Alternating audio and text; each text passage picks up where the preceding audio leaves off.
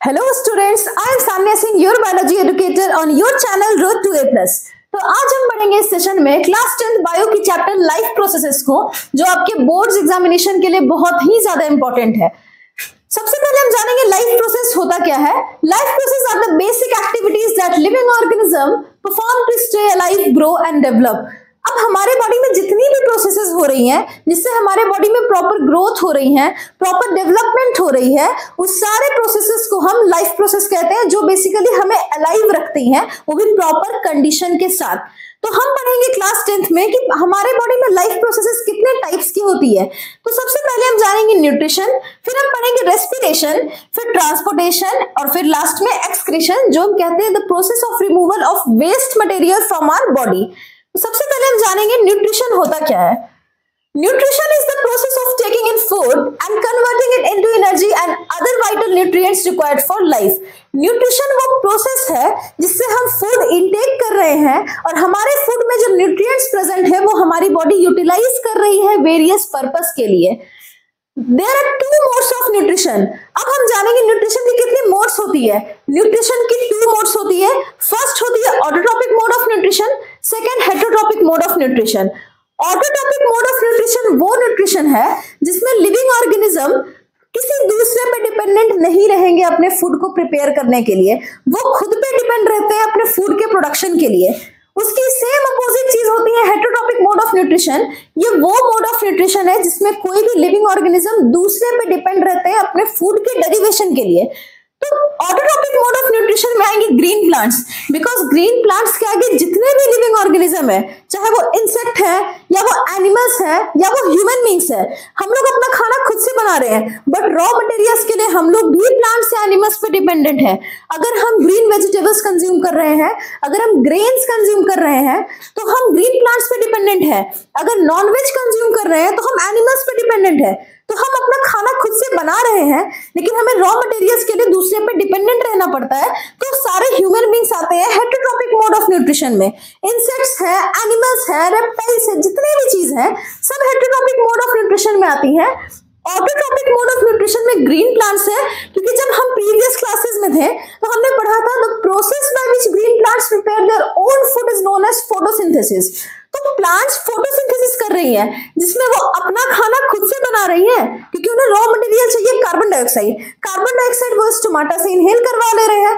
उन्हें raw material चाहिए water, water उनकी खुद की सॉइल ऑब्जर्व कर ले रही है। तो वो अपने रॉ मटेरियल्स के लिए भी दूसरे पे डिपेंड नहीं है, वो अपना खाना खुद से प्रिपेयर कर रहे हैं। दैट्स व्हाई ग्रीन प्लांट्स आते हैं ऑटोट्रोपिक मोड ऑफ न्यूट्रिशन के अंडर। अब ग्रेड 10th के सिलेबस में ऑटोट्रोपिक मोड ऑफ न्यूट्रिशन की अगर डिटेल मांगी जा रही है तो आपसे वो पूछ रही है इनडायरेक्टली फोटोसिंथेसिस क्या होता है, फोटोसिंथेसिस का केमिकल इक्वेशन क्या होता है, फोटोसिंथेसिस के क्या रॉ मटेरियल्स हैं, क्या आउटपुट आ रहा है, अगर फूड बन रहा है तो फूड के साथ कौन सी गैस रिलीज हो रही है। तो हम पढ़ेंगे अभी फोटोसिंथेसिस क्या होती है। Photosynthesis is the process by which plants use sunlight, water and carbon dioxide to create oxygen and energy in the form of sugar. अब यहाँ पे बोली जा रही है energy in the form of sugar. ये एनर्जी जो शुगर के फॉर्म में है, यही प्लांट्स फूड बना रही है, जो कि फोटोसिंथेसिस के अंडर आती है। ये जो C6H12O6 है, ये एनर्जी शुगर के फॉर्म में है, जो प्लांट्स की फूड होती है। और जब प्लांट फोटोसिंथेसिस कर रहे होते हैं तो प्लांट्स में C6H12O6 के साथ ऑक्सीजन गैस लिबरेट होती है। यही प्लांट्स ऑक्सीजन प्रोवाइड करती हैं, जो हम ह्यूमन बींग्स और बाकी सारे लिविंग ऑर्गेनिज्म इनहेल कर रहे होते हैं। हम जो कार्बन डाइऑक्साइड एक्सहेल करेंगे वो प्लांट्स के लिए रॉ मटेरियल का काम कर रही है, क्योंकि उनमें फोटोसिंथेसिस करना है। Sunlight, water and carbon dioxide. अब कार्बन डाइऑक्साइड और वाटर हो गया आपका रॉ मटेरियल, जो प्लांट्स रॉ मटेरियल चाहिए, जो प्लांट्स की रिक्वायरमेंट है रॉ मटेरियल्स, और सनलाइट की प्रेजेंस चाहिए। अब आप पूछोगे सनलाइट की प्रेजेंस क्यों चाहिए। अगर हम इमेजिन करते हैं कि रात का टाइम है, ऐसा हम नहीं कह सकते कि रात के टाइम में प्लांट्स के पास कार्बन डाइऑक्साइड नहीं होती होगी या वाटर नहीं होती होगी। दोनों चीज हो सकती है। सॉइल में वाटर है, स्टोमाटा से एयर के सराउंडिंग्स में कार्बन डाइऑक्साइड होते हैं, वो इनहेल कर सकते हैं, बट हम ऐसा कहते हैं कि रात के टाइम में फोटोसिंथेसिस नहीं होता है। Why? Because the presence of sunlight is not there. Sunlight का प्रेजेंस है ही नहीं।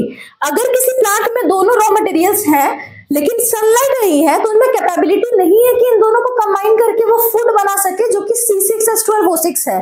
तो सनलाइट की प्रेजेंस चाहिए ताकि ये रॉ मटेरियल्स एक्टिवेट हो, ये इनमें टेंडेंसी आए कि ये कंबाइन करके फूड बना सके। और जब ये फूड बनाएंगे जिन्हें हम शुगर कहते हैं, ये शुगर ही होती है C6H12O6, आपको कंफ्यूज नहीं होना है।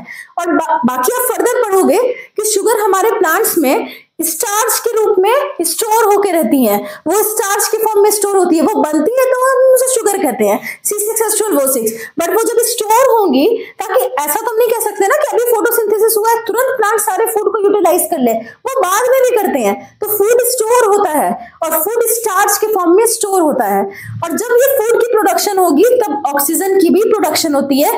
इसी इंटायर प्रोसेस को हम फोटोसिंथेसिस कहते हैं। अब हम मूव करेंगे हेटेरोट्रॉपिक न्यूट्रिशन के साइड। हेटेरोट्रॉपिक न्यूट्रिशन में आपको पढ़ना है बेसिकली ह्यूमन बींग्स, क्योंकि ह्यूमन बींग्स एक बेस्ट एग्जांपल है हेटेरोट्रॉपिक मोड ऑफ न्यूट्रिशन का। इसी मोड ऑफ न्यूट्रिशन में आपको पढ़ना है डाइजेस्टिव सिस्टम, जिसे हम एलिमेंट्री कैनाल कहते हैं। ये रही डाइजेस्टिव सिस्टम की डायग्राम, ये डाइजेस्टिव सिस्टम की डायग्राम है। अगर आपसे डाइजेस्टिव सिस्टम की डायग्राम नहीं पूछकर एलिमेंट्री कैनाल की डायग्राम पूछती है, आप बेटा कंफ्यूज मत होना, एलिमेंट्री कैनाल और डाइजेस्टिव सिस्टम सेम चीज होती है।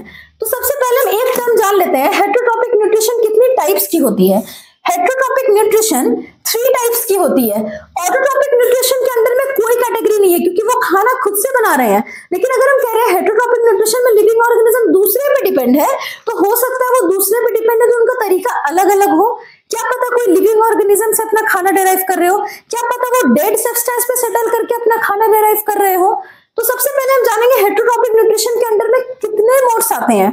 सबसे पहले सेप्रोट्रॉपिक मोड ऑफ न्यूट्रिशन, ये जो फूड ऑब्टेन करेंगे, ये जो खाने को डिराइव करेंगे, ये जो खाने खोजेंगे अपने लिए, वो डेड सब्सटेंस, डेड वो जो चीजें डेड हो चुकी हैं, जो बहुत दिन से पुरानी होकर सड़ चुकी हैं, उन पे सेटल करके जो लिविंग ऑर्गेनिज्म अपने फूड को डिराइव कर रहे हैं, उसे हम कहते हैं saprotrophic mode of nutrition. Suppose that हम कहते हैं कि बहुत दिन तक ब्रेड वगैरह बंद रहता है, लंच में बहुत दिन तक आप देखोगे कुछ खाना अगर गलती से बाय चांस बंद रह गया तो आप देखोगे उसके ऊपर कॉटन लेयर रहता है।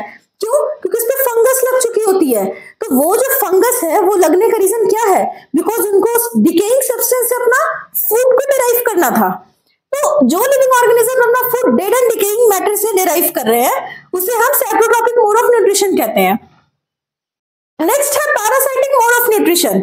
ये न्यूट्रिशन में ऑर्गेनिज्म जो अपने फूड को डिराइव करेंगे, वो खुद एक लिविंग ऑर्गेनिज्म होकर दूसरे लिविंग ऑर्गेनिज्म के बॉडी से अपने फूड को डिराइव करेंगे। फॉर एग्जांपल हम कंसीडर करें मॉस्किटो। मॉस्किटो खुद एक लिविंग ऑर्गेनिज्म है, बट वो हमारे स्किन पे सेटल कर रहे हैं ना, वो हमारे ब्लड को सक कर रहे हैं। दैट मीन्स मॉस्किटो एक ऐसी एग्जांपल है जो कि हम पैरासाइटिक मोड ऑफ न्यूट्रिशन में ले सकते हैं। बिकॉज हम क्या कह रहे हैं कि पैरासाइटिक मोड ऑफ न्यूट्रिशन वो न्यूट्रिशन है जिसमें लिविंग ऑर्गेनिज्म दूसरे लिविंग ऑर्गेनिज्म से अपने फूड को डिराइव करेंगे। मॉस्किटो लिविंग ऑर्गेनिज्म है, वो ह्यूमन बींग्स के स्किन से अपने फूड को डिराइव कर रहा है जो कि ब्लड है। तो वो हो गया parasitic mode of nutrition. Third है holozoic mode of nutrition. Holozoic mode of nutrition में वो लिविंग ऑर्गेनिज्म आएंगे जो अपने कॉम्प्लेक्स फूड को पहले सिंपल फूड में चेंज करेंगे, फिर उसके फूड से जितने भी न्यूट्रिएंट है वो बॉडी यूटिलाइज करेंगी। इसकी प्रॉपर एग्जांपल है ह्यूमन बींग्स। हमारे बॉडी में डाइजेस्टिव सिस्टम काम कर रही है। हम जो फूड खा रहे होते हैं वो फूड कॉम्प्लेक्स होती हैं, वो पहले डाइजेशन होंगी, वो पेस्ट लाइक फॉर्म में चेंज होंगी, उनके न्यूट्रिएंट्स स्मॉल इंटेस्टाइन में जाएंगी, वो न्यूट्रिएंट्स बॉडी में जाएंगी। तो ये जो प्रॉपर प्रोसेस चल रही होती है डाइजेस्टिव सिस्टम की, जिसमें कॉम्प्लेक्स फूड सिंपल फूड में ब्रेक डाउन कर रहा है, फिर उसके बाद न्यूट्रिएंट जो है वो स्मॉल इंटेस्टाइन एब्जॉर्ब कर रही हैं।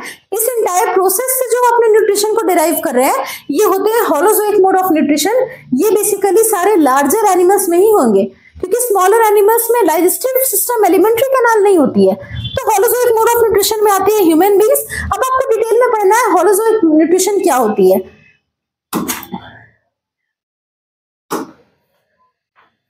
अब होलोजोइक न्यूट्रिशन में आएंगे न्यूट्रिशन इन ह्यूमन बींग्स। आपके सिलेबस में होलोजोइक मोड ऑफ न्यूट्रिशन में डाइजेस्टिव सिस्टम ही है, क्योंकि digestive system he holozoic mode of nutrition के अंडर आ रही हैं।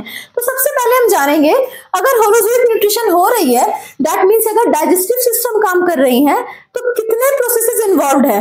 डाइजेस्टिव सिस्टम में 5 प्रोसेस इन्वॉल्व होते हैं। फर्स्ट है इंजेशन। अब इंजेशन क्या होता है? सबसे पहली process, the act of taking in food. हम जब फूड को कंज्यूम कर रहे हैं, उस फूड को जब खा रहे हैं, उस प्रोसेस को कहते हैं इंजेशन। अब हमने फूड खा लिया, अब फूड जाएंगी स्टोमक में। स्टोमक में जब फूड जा रही है तो वो फूड अब पेस्ट लाइक फॉर्म में चेंज होगी। व्हाई? बिकॉज हमारे माउथ में तो सलाइवा सिक्रीट हुआ। सलाइवा क्या कर रहा है? सलाइवा उस फूड को वेट फॉर्म में ला रहा है, वो उसमें मॉइस्चर प्रोवाइड कर रहा है ताकि वो मॉइस्ट फॉर्म में रहे, बट वो पेस्ट फॉर्म में नहीं है, वो प्रॉपर पेस्ट नहीं है। तो हम जिस प्रोसेस से फूड को इनटेक किए वो प्रोसेस है इंजेशन। अब वो फूड हमारे स्टोमक में गई, स्टोमक में वो फूड पेस्ट लाइक फॉर्म में चेंज हुई, उसे हम कहते हैं डाइजेशन, जिसमें फूड पूरी पेस्ट लाइक लिक्विड टेक्सचर में चेंज हुई। अब फूड माउथ से जाएंगी स्टोमक में, स्टोमक से जाएंगी स्मॉल इंटेस्टाइन में। लार्ज इंटेस्टाइन में फूड नहीं जाती है, पहले स्मॉल इंटेस्टाइन में फूड जाएगी, उसके बाद लार्ज इंटेस्टाइन में जाएगी। क्यों जाती है, क्यों ऐसे प्रोसेस होते हैं, वो मैं आपको आगे बताऊंगी।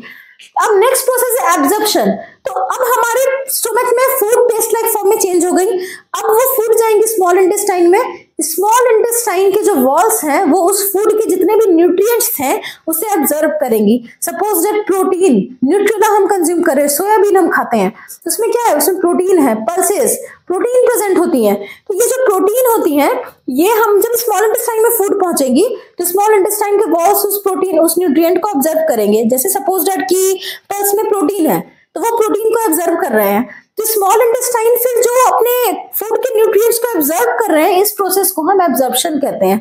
अब स्मॉल इंटेस्टाइन ने तो सारा न्यूट्रिएंट को ऑब्जर्व कर लिया, अब ब्लड जो है वो स्मॉल इंटेस्टाइन के वॉल्स के पास पहुंचते हैं। व्हाई? बिकॉज हमने पढ़ा है कि ब्लड की फंक्शन होती है कि वो ट्रांसपोर्टेशन कराने में यूज होते हैं, वो ट्रांसपोर्ट करते हैं फूड को। बॉडी में फूड्स है, ऑक्सीजन है, कार्बन डाइऑक्साइड, वो एक जगह से चीजों को दूसरी जगह ट्रांसपोर्ट कर रहे हैं। हम ट्रांसपोर्टेशन में ही ब्लड पढ़ते हैं, अभी हम पढ़ेंगे भी आगे। तो स्मॉल इंटेस्टाइन ने न्यूट्रिएंट ऑब्जर्व किया, अब ब्लड उसी न्यूट्रिएंट को अपने ऊपर लोड करके पूरे बॉडी में भेजेगा। वो बॉडी में जो न्यूट्रिएंट जाएंगे वो न्यूट्रिएंट बॉडी यूटिलाइज करेंगे वेरियस पर्पस के लिए। अब वो न्यूट्रिएंट जो बॉडी वेरियस पर्पस के लिए यूटिलाइज कर रहे हैं, उस प्रोसेस को ही एसिमिलेशन कहते हैं। अब वो न्यूट्रिएंट तो खाने से निकल गया, स्मॉल इंटेस्टाइन के वॉल्स ने न्यूट्रिएंट ऑब्जर्व कर लिया, अब फूड जाएंगी स्मॉल इंटेस्टाइन से लार्ज इंटेस्टाइन में। अब क्या बचा, फूड का न्यूट्रिएंट तो निकल गया, फूड तो पेस्ट फॉर्म में हो गया, अब बचा फूड का वाटर। लार्ज इंटेस्टाइन में जब फूड जाएंगी तो लार्ज इंटेस्टाइन के वॉल्स उस फूड के सारे वाटर को ऑब्जर्व कर लेंगे। अब जब फूड की न्यूट्रिएंट खत्म हो गई, वाटर भी खत्म हो गई, दैट मींस बचा हमारा वेस्ट मटेरियल। वो वेस्ट मटेरियल जब रेक्टम में स्टोर होकर, सपोज दैट हम पढ़ते हैं यूरिनरी ब्लैडर, उसमें यूरिन स्टोर हो रही है टेम्पररी, उसके बाद वो यूरेथ्रा के थ्रू बॉडी से आउट होती है। Same like that only large intestine में फूड के सारे वाटर एब्जॉर्ब हो गए, अब वो वेस्ट मटेरियल रेक्टम में कुछ देर टेम्पररी स्टोर हुआ, उसके बाद वो एनस के थ्रू बॉडी से आउट होता है, जिस प्रोसेस को हम इजेशन कहते हैं। ये 5 प्रोसेस है, हम एक बार फिर से रिवीजन करवा रहे हैं। Ingestion, the act of taking in food. Digestion, जिसमें सिंपल सब्सटेंस में फूड चेंज हुई, जिसमें पेस्ट लाइक फॉर्म में चेंज हुई, उसके बाद फूड गई स्मॉल इंटेस्टाइन में, जहां स्मॉल इंटेस्टाइन के वॉल्स ने सारे न्यूट्रिएंट ऑब्जर्व किए, जिसे हम एब्जॉर्प्शन कहते हैं। उसके बाद बॉडी हमारे उस न्यूट्रिएंट को यूटिलाइज की वेरियस पर्पसेस के लिए, जिसे हम एसिमिलेशन कहते हैं। और लास्टली बॉडीज में वो फूड जो वेस्ट मटेरियल के फॉर्म में जब स्टोर हुई, उसके बाद वो बॉडी से बाहर हुई, इस प्रोसेस को हम इजेशन कहते हैं। अब हम पढ़ेंगे कि जब ये सारे प्रोसेसेस हो रहे थे तो वहां पे लीवर क्या कर रही हैं, वहां पे पैंक्रियास क्या कर रही है। तो बेसिकली ये डायग्राम आपको नहीं बनाना है, आपको डायग्राम ये बनाना होगा। ये डायग्राम बहुत ही इंपॉर्टेंट है बोर्ड्स के लिए।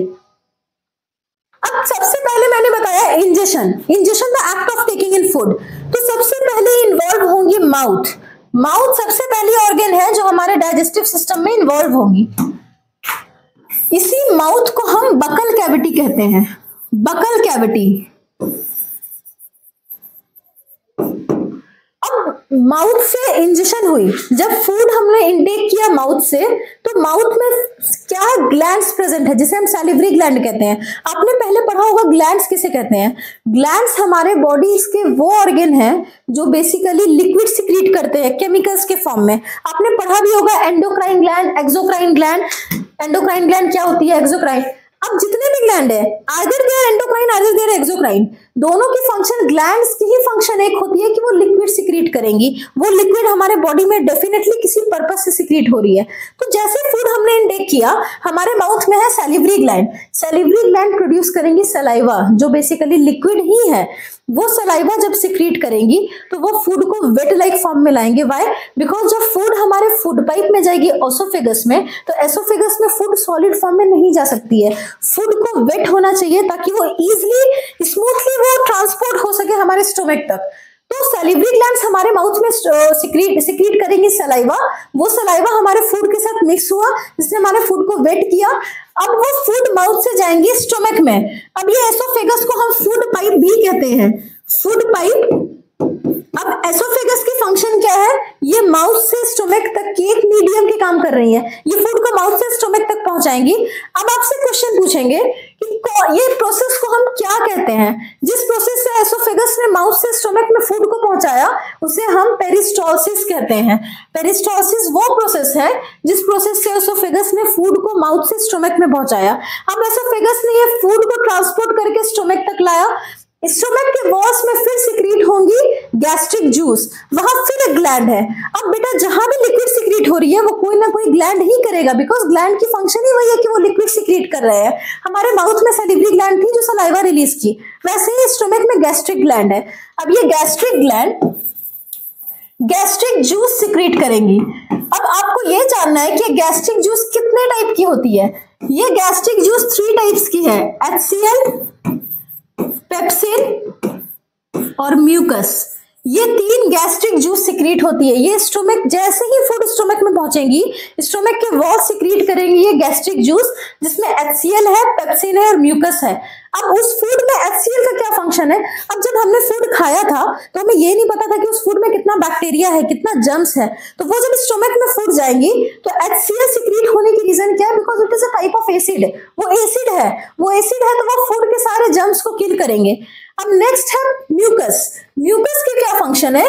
म्यूकस हमारे स्टोमक में ये जज करेंगे कि एसिड एक लिमिट तक ही सिक्रीट हो, वो लिमिट से ज्यादा सिक्रीट ना हो ताकि हमारे वॉल्स को कोई डैमेज हो सके। इसी को हम एसिडिटी कहते हैं। कभी कभी हमारे स्टोमक में ना एसिड बहुत ज्यादा सिक्रीट हो जाती है तो हम कहते हैं कि इस पेशेंट को एसिडिटी हो गया। तो म्यूकस की फंक्शन क्या है कि जब भी HCl रिलीज होंगी फूड के जर्म्स को किल करने के लिए, तो ये म्यूकस जो है, ये म्यूकस जज करेंगे कि वो उस फूड में एसिड की क्वांटिटी लिमिटेड हो जिससे स्टोमक के वॉल्स को डैमेज ना पहुंचे। अब ये पेप्सिन की फंक्शन क्या है?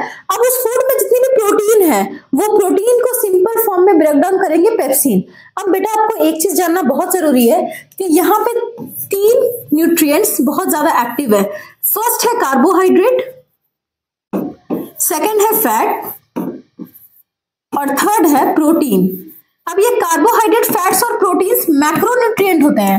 आपने पढ़ा होगा मैक्रोन्यूट्रिएंट और माइक्रोन्यूट्रिएंट। माइक्रोन्यूट्रिएंट आपने पढ़ा है ना कि मैक्रोन्यूट्रिएंट वो न्यूट्रिएंट होते हैं जो हमारे बॉडी में ज्यादा क्वांटिटी में चाहिए, माइक्रोन्यूट्रिएंट वो न्यूट्रिएंट होते हैं जो हमारे बॉडी में लेस क्वांटिटी में चाहिए। तो ये है हमारे बॉडी के मैक्रोन्यूट्रिएंट। कार्बोहाइड्रेट, फैट्स और प्रोटीन ज्यादा क्वांटिटी में चाहिए जिसे हम मैक्रोन्यूट्रिएंट कहते हैं। माइक्रोन्यूट्रिएंट है हमारे बॉडी में विटामिन और मिनरल्स। तो ये मैक्रोन्यूट्रिएंट जो है ये जब तक अपने ये कॉम्प्लेक्स फॉर्म में है, ये अपने जब तक सिंपल फॉर्म में नहीं चेंज होंगे। प्रोटीन कॉम्प्लेक्स है, कार्बोहाइड्रेट कॉम्प्लेक्स है, फैट भी कॉम्प्लेक्स है, ये जब तक अपने सिंपल फॉर्म में नहीं आएंगे तब तक स्मॉल इंटेस्टाइन इन्हें एब्जॉर्ब नहीं कर पाएंगे न्यूट्रिएंट्स को। तो यहाँ पे जब फूड पहुंचे स्टोमक में तो पेप्सिन ने अपना काम किया, पेप्सिन ने उस प्रोटीन को क्या किया? सिंपल फॉर्म में चेंज कर दिया। अब स्टोमक से फूड जाएंगे स्मॉल इंटेस्टाइन में। जब फूड स्मॉल इंटेस्टाइन में जाएंगी तो लीवर और पैंक्रियाज उन्हें रोकेंगे। लीवर और पैंक्रियाज भी अपने अपने जूस सिक्रीट करेंगे क्योंकि ये भी तो ग्लैंड है। लीवर और पैंक्रियास ग्लैंड है, आपने पढ़ा भी होगा what is the largest gland in the human body. Largest gland आपने लीवर पढ़ा होगा कि लीवर से बड़ी कोई ग्लैंड होती ही नहीं है। तो जब फूड स्टोमक से स्मॉल इंटेस्टाइन में जा रही है तो उसके जाने के टाइम वो स्मॉल इंटेस्टाइन में पहुंचने के पहले उसी वे में लीवर अपना जूस रिलीज कर देगा जिसे हम बाइल जूस कहते हैं। अब आपसे क्वेश्चन पूछेगा बाइल जूस का फंक्शन होता क्या है? Liver contains bile juice that helps in emulsification. Liver के बाइल जूस ने इमल्सिफिकेशन किया। इमल्सिफिकेशन का मतलब बड़े बड़े फैट्स के टुकड़ों को छोटे छोटे फैट्स के टुकड़ों में तोड़ना। वो फैट्स को सिंपल फॉर्म में चेंज नहीं कर रहा है। पेप्सिन ने प्रोटीन को सिंपल फॉर्म में चेंज किया, वो फैट्स को सिंपल फॉर्म में चेंज नहीं कर रहे हैं, वो बड़े बड़े टुकड़ों को बस छोटे छोटे टुकड़ों में तोड़े, जिसे हम इमल्सिफिकेशन कहते हैं। तो लीवर क्या करेंगे, बाइल जूस रिलीज करेंगे जो इमल्सिफिकेशन कराया, जो बड़े फैट्स के टुकड़ों को छोटे छोटे मॉलिक्यूल्स में ब्रेक डाउन किया और उसने फूड को अल्कलाइन बनाया, क्योंकि स्टोमक में हुई थी सीक्रेट HCl एसिड है वो हमारे फूड को एसिडिक की, क्योंकि उन्हें जर्म्स किल करना था। बट अगर वो फूड एसिडिक ही रहकर स्मॉल इंटेस्टाइन तक जाएंगी तो स्मॉल इंटेस्टाइन की वॉल्स उसे ऑब्जर्व नहीं कर पाएंगे, तो बाइल जूस उस फूड को अल्कलाइन कर देगा बिकॉज वो एसिडिक था। तो यहाँ पे बाइल जूस की 2 फंक्शन है, फर्स्ट है इमल्सिफिकेशन और सेकंड है वो फूड को अल्कलाइन कर रहे हैं because food was acidic in nature when it was present in stomach. अब बाइल जूस लीवर ने सिक्रीट किया। अब ये आता है गॉल ब्लैडर। आपसे क्वेश्चन पूछेगा गॉल ब्लैडर का फंक्शन क्या है। बेटा गॉल ब्लैडर का फंक्शन है कि लीवर जो बाइल जूस रिलीज की वो बाइल जूस को गॉल ब्लैडर टेम्पररी कुछ देर के लिए स्टोर करते हैं। अब लीवर ने अपने जूस को सिक्रीट कर दिया, अब पैंक्रियास भी अपने जूस सिक्रीट करेंगे क्योंकि भाई उन्हें भी स्मॉल इंटेस्टाइन में पहुंचने के पहले अपना काम करना है। तो पैंक्रियास जब अपने जूस को सिक्रीट करेंगे तो पैंक्रियाटिक जूस में 3 एलिमेंट्स प्रेजेंट होते हैं। First is trypsin, second is lipase and third is amylase. अब ट्रिप्सिन क्या करेंगे, अब आप यहाँ पे देखोगे मैंने क्या बताया था, कार्बोहाइड्रेट, फैट्स और प्रोटीन्स तीनों अपने अपने सिंपल फॉर्म में आएंगे तभी स्मॉल इंटेस्टाइन उसे ऑब्जर्व कर सकेंगे क्योंकि ये कॉम्प्लेक्स फॉर्म है। अब पैंक्रियाटिक जूस जो सिक्रीट होंगी उसमें ट्रिप्सिन ब्रेक डाउन कर देंगे प्रोटीन को। कुछ प्रोटीन तो स्टोमक में पेप्सिन ने की थी कन्वर्ट। अब पेप्सिन आप कैसे याद रखोगे, पेप्सिन की राइमिंग वर्ड है ट्रिप्सिन, तो ट्रिप्सिन भी वही काम करेगा, प्रोटीन को ये ब्रेक डाउन करेंगे सिंपल फॉर्म में। लाइपेज क्या करेंगे, ये फैट्स को सिंपल फॉर्म में लाएंगे और एमाइलेज कार्बोहाइड्रेट्स को सिंपल फॉर्म में लाएंगे। अब तो हमारे स्मॉल इंटेस्टाइन में फूड आने तक में सब चीज सिंपल फॉर्म में चेंज हो गई ना। पैंक्रियाटिक जूस के तीनों एलिमेंट ने तीनों न्यूट्रिएंट को सिंपल फॉर्म में चेंज कर दिया। अब तो फूड जा सकती है ना स्मॉल इंटेस्टाइन में। अब फूड स्टोमक से जाएंगी स्मॉल इंटेस्टाइन में। स्मॉल इंटेस्टाइन के जो वॉल्स होते हैं वो फिंगर लाइक प्रोजेक्शन होते हैं, ये फिंगर लाइक प्रोजेक्शन है ये वॉल्स। तो आपसे क्वेश्चन पूछेगा कि फिंगर लाइक प्रोजेक्शन क्यों होती है, ये जितने भी वॉल्स है ये फिंगर लाइक प्रोजेक्शन क्यों है। तो जितने भी स्मॉल इंटेस्टाइन में फिंगर लाइक प्रोजेक्शंस होती है इसे हम विलाई कहते हैं। विलाई का मे भी आपसे डेफिनेशन भी पूछे तो स्मॉल इंटेस्टाइन में जो फिंगर लाइक प्रोजेक्शन है इसे हम विलाई कहते हैं। अब रीजन ये आपसे क्वेश्चन पूछेगा ये विलाई क्यों होते हैं, why they are finger like projection, ये क्यों है फिंगर लाइक प्रोजेक्शन, कुछ तो रीजन होगा। हो सकता है ना कि ये फ्लैट रहते, ये बस थोड़े बहुत कर रहते, इतने फिंगर लाइक प्रोजेक्शन क्यों है, ये विलाई के फॉर्म में क्यों है। बिकॉज अगर ये ऐसे रहते तो सरफेस एरिया कम होती, सरफेस एरिया कम रहेगी तो वो न्यूट्रिएंट भी तो कम एब्जॉर्ब करेंगे, फूड के जो न्यूट्रिएंट है वो भी तो वो कम एब्जॉर्ब करेंगे। अब ये विलाई लाइक स्ट्रक्चर है तो इसकी सरफेस एरिया बढ़ी ना, ये सब सरफेस एरिया कितना ज्यादा इंक्रीज हुआ। अब ये जो सरफेस एरिया इंक्रीज हो रहा है दैट मींस ये मैक्सिमम अमाउंट ऑफ न्यूट्रिएंट को एब्जॉर्ब करेंगे, that's why small intestine villi like structure होता है ताकि सरफेस एरिया बढ़े तो एक एक कोने में न्यूट्रिएंट एब्जॉर्ब हो। अब स्मॉल इंटेस्टाइन में सारे न्यूट्रिएंट एब्जॉर्ब हो गए, अब फूड जाएगी लार्ज इंटेस्टाइन में। अब ये फूड जब लार्ज इंटेस्टाइन में जाएगी तब बचेगी फूड में बस वाटर। लार्ज इंटेस्टाइन इस फूड के सारे वाटर को एब्जॉर्ब कर लेंगे। अब बचेंगे लास्ट में वेस्ट मटेरियल, क्योंकि जब ये यहाँ तक फूड पहुंचेंगे तब तक में सारे वाटर तो एब्जॉर्ब हो गए। अब बचेंगे वेस्ट मटेरियल जो रेक्टम में टेम्पररी स्टोर होगी, उसके बाद वो एनस के थ्रू वेस्ट मटेरियल बॉडी से बाहर जाती है जिसे हमने इजेशन बोला था। ये है आपकी एलिमेंट्री कैनाल की प्रोसेस जो आपके बोर्ड्स के लिए बहुत इंपॉर्टेंट है। ये डायग्राम आपके बोर्ड्स के लिए बहुत ही ज्यादा इंपॉर्टेंट है। आपको सारे ग्लैंड्स याद रखने हैं, ग्लैंड्स में जितने जितने केमिकल रिलीज हो रहे हैं उस केमिकल के आपको फंक्शन याद रखने हैं। पैंक्रियाटिक जूस ने क्या फंक्शन परफॉर्म किया, गैस्ट्रिक जूस के अंदर कितने एलिमेंट्स आए, सारे एलिमेंट्स के आपको फंक्शन याद रखने होंगे। अब हम मूव करते हैं नेक्स्ट टॉपिक में जो है रेस्पिरेशन। न्यूट्रिशन में डाइजेस्टिव सिस्टम हमने कंप्लीट किया, अब रेस्पिरेशन। अब हम जानेंगे रेस्पिरेशन क्या होता है। First of all respiration breathing नहीं होता है। ब्रीदिंग का मतलब हुआ सांस लेना। ब्रीदिंग में वो प्रोसेस आते हैं, जब हम छोटे थे ना तो हम पढ़ते थे कि ब्रीदिंग को ही तो रेस्पिरेशन कहते हैं, ऐसा नहीं होता है। ब्रीदिंग है प्रोसेस जिसमें हम ऑक्सीजन इनहेल कर रहे हैं और कार्बन डाइऑक्साइड एक्सहेल कर रहे होते हैं। और रेस्पिरेशन क्या है, जो फूड हम कंज्यूम किया, अभी हमने एक डाइजेशन में फूड डाइजेस्टिव सिस्टम में इंजेक्शन किया था ना, तो जो फूड हमने कंज्यूम किया उस फूड का ब्रेकडाउन होना, वो फूड जब टूटेगा सिंपल फॉर्म में ऑक्सीजन के प्रेजेंस में, जब वो ब्रेकडाउन होंगे, उस ब्रेकडाउन होने के कारण जब एनर्जी रिलीज होगी हमारे बॉडी में, उस प्रोसेस को हम रेस्पिरेशन कहते हैं। Respiration is a biochemical process in living organism involving the production of energy. Breathing था ऑक्सीजन इनहेल करना और कार्बन डाइऑक्साइड एक्सहेल करना, सांस लेना, जिसमें हम ऑक्सीजन इनहेल किए और कार्बन डाइऑक्साइड एक्सहेल किए।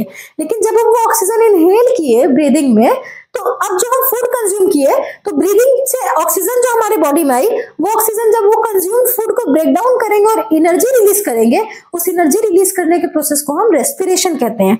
अब आपको पढ़ना है रेस्पिरेशन कितने टाइप्स की होते हैं। Respiration are of 2 types. First है आपका एरोबिक रेस्पिरेशन, सेकंड है एनारोबिक रेस्पिरेशन। एरोबिक रेस्पिरेशन वो रेस्पिरेशन है जो ऑक्सीजन के प्रेजेंस में होगी। एनारोबिक रेस्पिरेशन वो रेस्पिरेशन है जो ऑक्सीजन के एब्सेंस में होगी।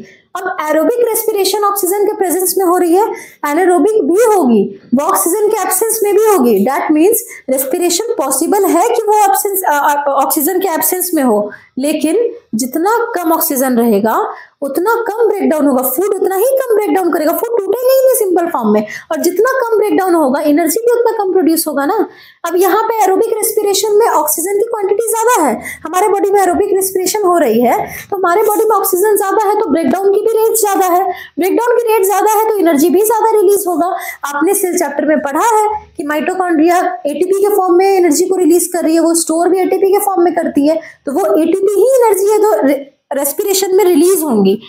तो एरोबिक रेस्पिरेशन हो गया the process of that respiration in which oxygen is involved, जिसमें ऑक्सीजन इन्वॉल्व है। एनारोबिक रेस्पिरेशन ये वो रेस्पिरेशन है in which oxygen is not involve. अब रेस्पिरेशन के 3 केसेस हो सकते हैं। रेस्पिरेशन के केसेस हैं, फर्स्ट हमने पढ़ा एरोबिक रेस्पिरेशन, तो एरोबिक रेस्पिरेशन में एक ही केस है ना कि ऑक्सीजन होगी, why? Because it is type of respiration in which oxygen is involved. अब एनारोबिक रेस्पिरेशन में ऑक्सीजन नहीं है, तो एनारोबिक रेस्पिरेशन में बेटा 2 केसेस हो सकते हैं। फर्स्ट केस कि ऑक्सीजन हो ही ना, एब्सेंस ऑफ ऑक्सीजन, और second case lack of oxygen, oxygen की कमी हो। अब ऑक्सीजन की कमी होना और ऑक्सीजन ना होना इसमें बहुत फर्क है। एनारोबिक रेस्पिरेशन में 2 कैटेगरीज आ रही है, एक है लैक ऑफ ऑक्सीजन और एक है प्योरली एब्सेंस ऑफ ऑक्सीजन। तो आपको ये पढ़ना है अपने सिलेबस में कि अगर लैक ऑफ ऑक्सीजन है, ऑक्सीजन की अगर कमी है, तो वहां पे क्या इवॉल्व हो रहा है, वहां पे कौन सी प्रोडक्ट रिलीज हो रही है। अगर ऑक्सीजन की एब्सेंस है ही नहीं ऑक्सीजन, तो कौन सी प्रोडक्ट रिलीज हो रही है, आपको प्रोडक्ट का नाम याद रखना है। अब ये है प्रेजेंस ऑफ ऑक्सीजन जो हमारे बॉडी में हो रही है। अब आपको ये चीज पता है कि हमारे बॉडी में जब एनर्जी रिलीज होती है, जब रेस्पिरेशन होती है, तो एनर्जी के साथ साथ कार्बन डाइऑक्साइड, वाटर रिलीज होती है। ये है हमारे एरोबिक रेस्पिरेशन के बाय प्रोडक्ट। बट आपसे क्वेश्चन ये पूछेगा कि अगर लैक ऑफ ऑक्सीजन है, जिस रेस्पिरेशन में ऑक्सीजन की कमी है, ऑक्सीजन है लेकिन ऑक्सीजन की कमी है, तो वहां पे क्या प्रोड्यूस हो रहा है, वहां पे लैक्टिक एसिड प्रोड्यूस हो रही है। फिर नेक्स्ट क्वेश्चन कि अगर ऑक्सीजन है ही नहीं, कमी की बात वो नहीं कर रहा है, उसमें है ही नहीं, अगर ऑक्सीजन नहीं है तो क्या प्रोड्यूस हो रही है, इथेनॉल प्रोड्यूस हो रही है, इथेनॉल के साथ कार्बन डाइऑक्साइड प्रोड्यूस हो रही है। ये ethanol is the product when there is absence of oxygen, and lactic acid is the product form when there is lack of oxygen. आपको दोनों प्रोडक्ट याद रखना है कि लैक के केस में क्या था, एब्सेंस के केस में क्या था। एरोबिक रेस्पिरेशन आपको याद ही रहेगा बिकॉज वो बहुत इजी है, कार्बन डाइऑक्साइड प्लस वाटर। अब हम पढ़ेंगे ह्यूमन रेस्पिरेटरी सिस्टम। ये डायग्राम भी आपके बोर्ड एग्जामिनेशन के लिए बहुत इंपॉर्टेंट है बेटा। अब जितने भी लाइफ प्रोसेस में डायग्राम्स आएंगे, आपको सारे डायग्राम्स को एक बार रीड करना है, या तो आपको एक एक लेवल को आपको देख लेना है, किसकी क्या लेबलिंग है, किसकी क्या प्रॉपर स्पेलिंग है, या तो वो आपसे डायग्राम पूछेंगे या तो डायग्राम बेस्ड क्वेश्चन पूछेंगे। मे भी हो सकता है मेल रिप्रोडक्टिव सिस्टम है, फीमेल रिप्रोडक्टिव सिस्टम है, ब्रेन है, मे भी ये सब डायग्राम्स वो बनाने ना दे, लेकिन मे भी उससे डायग्राम बेस्ड क्वेश्चन दे दे। तो आप लाइफ प्रोसेस के हाउ डू ऑर्गेनिज्म रिप्रोड्यूस, ये सारे के डायग्राम्स अच्छे से याद कर लेना। अब ह्यूमन रेस्पिरेटरी सिस्टम, अब हमने पढ़ा था डाइजेस्टिव सिस्टम में बकल कैविटी, जहां से फूड इनटेक किया था हमने, वैसे ही यहाँ पे है नेजल कैविटी। अब सबसे पहले हमारे रेस्पिरेटरी सिस्टम की फर्स्ट ऑर्गन है नोज। नोज से हम एयर को इनहेल कर रहे हैं। अब नोज में 2 होल्स प्रेजेंट होते हैं जिसे हम नॉस्ट्रिल्स कहते हैं, वो बेसिकली नॉस्ट्रिल्स होती है। नॉस्ट्रिल्स के थ्रू हम एयर इनहेल किए। नेजल कैविटी वो पाथ है जिससे एयर एंटर करेंगी, वो नेजल कैविटी एयर को एंट्री दी। अब यहाँ पे आएगा फेरिंग्स। फेरिंग्स क्या है? The pharynx throat is a muscular tube. उस थ्रोट को ही फेरिंग्स कहते हैं, वो एक मस्कुलर ट्यूब है। अब ये जो ट्रैकिया है, एसोफेगस था फूड पाइप जिसने डाइजेस्टिव सिस्टम में फूड को माउथ से स्टमक में भेजा था। वैसे ही ये ट्रैकिया है विंड पाइप जो एयर को नोज से भेजेगा लंग्स में। तो ये ट्रैकिया विंड पाइप के सबसे स्टार्टिंग में होती है फेरिंग्स। वो फेरिंग्स उसको पैसेज में हेल्प करेंगे। अब ये मस्कुलर ट्यूब जो फेरिंग्स है ये अलाउ करेंगे एयर को ट्रैकिया के साइड मूव करने के लिए। अब फेरिंग्स के बाद आती है लैरिंग्स। ये लैरिंग्स क्या है? ये लैरिंग्स हमारी वॉइस बॉक्स है जहां से ह्यूमन बींग्स में साउंड प्रोड्यूस होती है। ये लैरिंग्स ही है। यहीं पे वो वोकल कॉर्ड्स होते हैं जो वाइब्रेट करते हैं। हम कहते हैं ना साउंड, जब साउंड तभी प्रोड्यूस होता है जबकि ऑब्जेक्ट्स वाइब्रेट करती हैं। हमारे बॉडी में जो लैरिंग्स है ये हमारी वॉइस बॉक्स है। ये उसमें वोकल कॉर्ड्स होती है जो वाइब्रेट करती है, जो साउंड प्रोड्यूस होती है।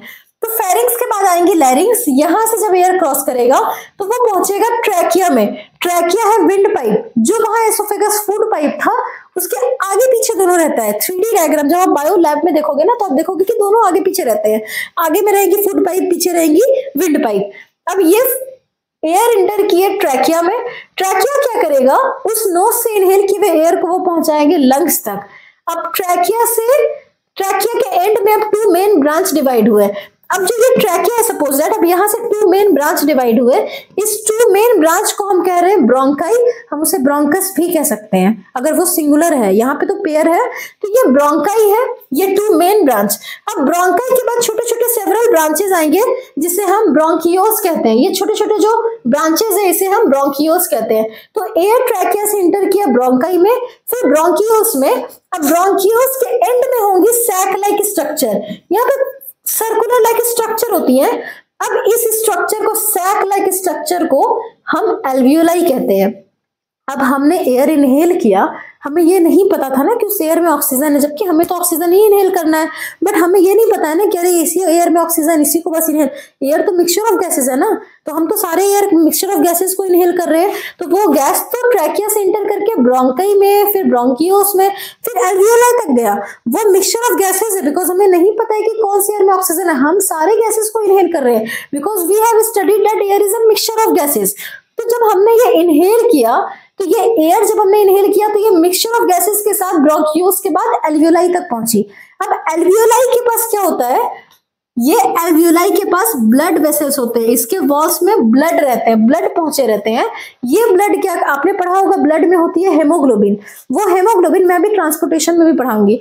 अब वो जो हेमोग्लोबिन होती है उस हेमोग्लोबिन में टेंडेंसी होती है कि वो चीजों, कोई भी मिक्सचर ऑफ गैसेस से ऑक्सीजन को कैरी करके ले जाए। तो एल्वियोलाई तक मिक्सचर ऑफ गैसेस हमने इनहेल किया। अब जब यहाँ पे एयर आए जो कि मिक्सचर ऑफ गैसेस है, तो एल्वियोलाई के पास जो ब्लड पहुंचे रहते हैं, ये ब्लड के हेमोग्लोबिन ने उस एयर के सिर्फ ऑक्सीजन को उठाया और उसने बॉडी में ट्रांसपोर्ट करवा दिया। तो एयर हमने इनहेल किया, हमने कहा था ना कि इनहेल करते हैं, हम जो एयर इनहेल कर रहे हैं वो हम ऑक्सीजन करते हैं। बेसिकली हम इनहेल सारे गैसेस को करते हैं, लेकिन एल्वियोलाई के बाद बॉडी में सिर्फ ऑक्सीजन जाता है। क्यों? क्योंकि एल्वियोलाई के पास ब्लड वेसल्स है जिसके ब्लड में हेमोग्लोबिन जो है वो उसके एयर के सिर्फ ऑक्सीजन को ही लेकर जाएगा। अब वापस जो हमारे बॉडी में रेस्पिरेशन हुई थी, उस रेस्पिरेशन में कार्बन डाइऑक्साइड रिलीज हो रहा था ना बॉडी में, जब एनर्जी प्रोड्यूस हो रहा था, तो वो जो कार्बन डाइऑक्साइड रिलीज हो रहा था वो आएगा वापस एल्वियोलाई तक। वो एल्वियोलाई से बाहर आएगा, फिर ट्रैकिया में आएगा, फिर नोज के थ्रू एक्सहेल होता है। ये होती है हमारी ह्यूमन रेस्पिरेटरी सिस्टम की प्रोसेस। यहां तक पूरा मिक्सचर ऑफ गैसेस ही गया। एल्वियोलाई के बाद बॉडी में सिर्फ ऑक्सीजन हेमोग्लोबिन ने उठाया और वापस उसने कार्बन डाइऑक्साइड को पहुंचा दिया एल्वियोलाई में, तब फिर वापस कार्बन डाइऑक्साइड एक्सहेल होती है। ये प्रोसेस है आपकी ह्यूमन रेस्पिरेटरी सिस्टम की। अब हम पढ़ेंगे transportation. Transportation can be defined as the movement of substance from one place to another. Transportation क्या है बेटा? जो हमारे सब बॉडी में मूवमेंट हो रही है चीजें एक जगह से दूसरे जगह, उसे हम ट्रांसपोर्टेशन कहते हैं। हमने प्रीवियस क्लास में बस ये पढ़ा है कि ट्रांसपोर्टेशन ब्लड करवाती है, बट हाँ आप बड़े हो गए हो, अब आपको ये जानना होगा कि ब्लड सिर्फ नहीं होती है, 3 ऑर्गन्स प्रेजेंट होती है ट्रांसपोर्टेशन में। Transportation can be defined as the movement of any substance from one place to another. अगर हम चीजें को एक जगह से दूसरी जगह ट्रांसपोर्ट करवा रहे हैं तो हम कहते हैं ना कि वो ट्रांसपोर्टेशन है। तो ये ट्रांसपोर्टेशन हमारे बॉडी का है। रोड पे व्हीकल्स चल रही है, ट्रेन चल रही है, हमारे बॉडी में ट्रेन नहीं चलती है, हमारे बॉडी में ब्लड सारी चीजों को ट्रांसपोर्ट कर रहे हैं। तो ये 3 ऑर्गन्स इन्वॉल्व होती है ट्रांसपोर्टेशन में। फर्स्ट है ब्लड, जो ट्रांसपोर्ट करेंगी सब्सटेंस को। सेकंड है ब्लड वेसल्स। ब्लड वेसल्स क्या होती है, मैं सिंपल फॉर्म में आपको समझा रही हूँ ताकि आगे चल के आपको क्लियरली समझ आ सके। अब सपोज दैट हम पानी कहीं भी हम सपोज दैट हम इरिगेशन करवा रहे हैं, तो वहां पे हम वाटर सप्लाई करते हैं, तो आप देखते हो ना हम ट्यूब कनेक्ट करते हैं, वो ट्यूब के अंदर से वाटर फ्लो होती है, तो वो ट्यूब लाइक स्ट्रक्चर है ना जिसमें वाटर फ्लो कर रही है, वही tube like structure blood vessels है हमारे बॉडी में। ये tube like structure blood vessel है जिसके अंदर में ब्लड फ्लो कर रही है, तो ये ब्लड वेसल्स वो ट्यूब है, इसी के अंदर में ब्लड हमेशा क्लोज्ड जगह से मूव कर रही है। व्हाई? बिकॉज ब्लड वेसल्स है, ये tube like structure blood vessels है। अब जितने भी ब्लड वेसल्स है, अभी हम पढ़ेंगे ब्लड वेसल्स 3 टाइप्स की होती है, आर्टरी, वेन, कैपिलरी। तीनों तो ब्लड वेसल ही है ना, तो तीनों ट्यूब ही है जिसके अंदर से ब्लड फ्लो करेंगी, लेकिन तीनों की फंक्शन अलग होगी। मे भी कोई प्योर ब्लड सप्लाई करेंगे, मे भी कोई इम्प्योर ब्लड वापस लेके जाएंगे, लेकिन है तो वो ट्यूब लाइक स्ट्रक्चर ही ना, because they are coming under blood vessel. तो आर्टरीज, वेन्स, कैपिलरीज जो है वो 3 टाइप्स ऑफ ब्लड वेसल होते हैं। तो आपको ये जानना है पहले ब्लड वेसल क्या होता है। Blood vessel tube like structure है जिसके अंदर में ब्लड फ्लो कर रही है। अब हार्ट आपने पढ़ा है, हार्ट मस्कुलर ऑर्गन है जो ब्लड को पंप करेगा। वो हार्ट ऐसा होता है, वो हार्ट ऐसा नहीं होता है। अब सबसे पहले हम जानेंगे ब्लड के कितने पार्ट्स होते हैं। ब्लड्स में भी कुछ ना कुछ कंपोनेंट्स होते हैं ना, आपने पढ़ा होगा पहले सॉलिड कंपोनेंट और लिक्विड कंपोनेंट। ब्लड्स में सॉलिड कंपोनेंट भी होती है, वो दिखती नहीं है, सॉलिड कंपोनेंट्स भी होती है। अब ब्लड में है बेसिकली सॉलिड कंपोनेंट और ब्लड में है लिक्विड कंपोनेंट, बिकॉज लिक्विड तो होगा ना, क्योंकि ब्लड ही लिक्विड फॉर्म में है, तो कुछ तो ब्लड में ऐसा होगा जो उसको लिक्विड, जो उसका वाटर पार्ट होगा वही होगा ना। तो ब्लड में जो लिक्विड टेक्सचर प्रोवाइड कर रही है ब्लड को, वो है प्लाज्मा। प्लाज्मा हमारे ब्लड जो लिक्विड टेक्सचर में है, ये प्लाज्मा ही है। 90% जो उसके ये जो प्लाज्मा है यही वो लिक्विड है जो हमारे ब्लड में प्रेजेंट होता है, जो ब्लड को लिक्विड फॉर्म में रखे हैं। सॉलिड, अब बची हमारी सॉलिड कंपोनेंट। सॉलिड कंपोनेंट जो ब्लड में है वो है हमारे आरबीसी, डब्ल्यूबीसी और प्लेटलेट्स। ये हमने प्रीवियस क्लासेस में भी पढ़े हैं। आरबीसी, डब्ल्यूबीसी, प्लेटलेट्स ये बेसिक टॉपिक है, बट आपको ये जानना जरूरी है क्योंकि ट्रांसपोर्टेशन में आगे यूज होगी। अब हमारे ब्लड में जो लिक्विड टेक्सचर है वो प्लाज्मा है। ये प्लाज्मा ही वो लिक्विड है जो हमारे ब्लड में वाटरी पार्ट है।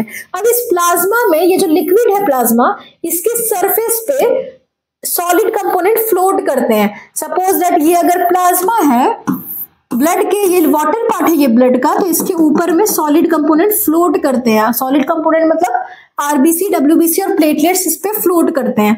आपको वन लाइनर स्टेटमेंट याद रखना है। आरबीसी की फंक्शन क्या होती है? आरबीसी में होता है हेमोग्लोबिन। आरबीसी में जो हेमोग्लोबिन प्रेजेंट होती है, वो हेमोग्लोबिन उसे रेड कलर भी प्रोवाइड कर रही है। और अभी मैंने आपको एल्वियोलाई में बताया था कि एल्वियोलाई का फंक्शन क्या होता है। एल्वियोलाई में मैंने आपको बताया था कि यहाँ पे हेमोग्लोबिन ही उस ऑक्सीजन को, एयर मिक्सचर ऑफ गैसेस से सिर्फ ऑक्सीजन को लेकर गए थे पूरे बॉडी में। तो यहाँ पे ब्लड में जो आरबीसी है, इसकी फंक्शन क्या है? ये रेड कलर प्रोवाइड कर रही है। क्यों? क्योंकि इसके हेमोग्लोबिन ने रेड कलर प्रोवाइड किया। और दूसरी फंक्शन क्या है? ये ऑक्सीजन, हेमोग्लोबिन ऑक्सीजन कैरी करने का काम करती है। किसी भी जगह पे ऑक्सीजन होगी तो वो उसे कैरी करेंगे। हम हेमोग्लोबिन को ऑक्सीजन कैरियर भी बोलते हैं। तो यहाँ पे हेमोग्लोबिन ऑक्सीजन कैरियर भी है। तो आरबीसी की फंक्शन अगर आपसे कोई पूछ रही है तो आप हेमोग्लोबिन की फंक्शन लिखोगे ना, क्योंकि आरबीसी में ही हेमोग्लोबिन आ रहा है। अब नेक्स्ट है आपका white blood cell. White blood cell क्या होता है? व्हाइट ब्लड सेल जो हमारे बॉडी में डिफेंस सिस्टम का काम कर रहा है, जो फॉरेन टॉक्सिक सब्सटेंस से फाइट करने की काम करती है, उसे हम व्हाइट ब्लड सेल कहते हैं।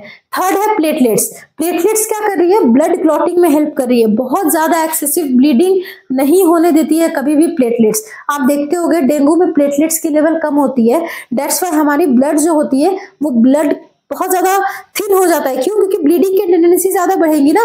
टेंडेंसी बहुत ज्यादा क्यों बढ़ रही है? क्यों? बिकॉज प्लेटलेट्स का काम है वो ब्लड क्लॉटिंग रोक रहा है। डेंगू पेशेंट के बॉडी में ब्लड प्लेटलेट्स ही कम है, दैट मीन्स वो क्लॉटिंग नहीं कर पा रहा है, तो वहां ब्लड फ्लो ज्यादा होगा। आप देखते होंगे कभी कभी वेसोफिक्स भी लगती है तो उस पाइप में ब्लड आ जाती है। क्यों? क्योंकि प्लेटलेट्स का में तो क्लॉटिंग नहीं हो पा रही है, तो ब्लड फ्लो कर रही होती है। तो what is the function of RBC? RBC contains hemoglobin, a protein that binds with oxygen. Haemoglobin RBC के पास है जो ऑक्सीजन को बाइंड कर रही है, तभी वो कैरी करने का काम कर रही है ना। और नेक्स्ट क्या है? वो रेड कलर भी प्रोवाइड कर रही होती है।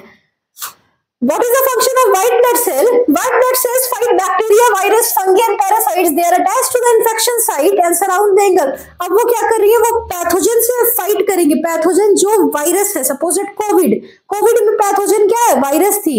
तो जो चीज लेकर आ रही है किसी भी डिजीज को, उसे हम पैथोजन कहते हैं. हमारे बॉडी में जो व्हाइट ब्लड सेल है वो उस पैथोजन को क्या करेंगी, उससे फाइट करेंगी.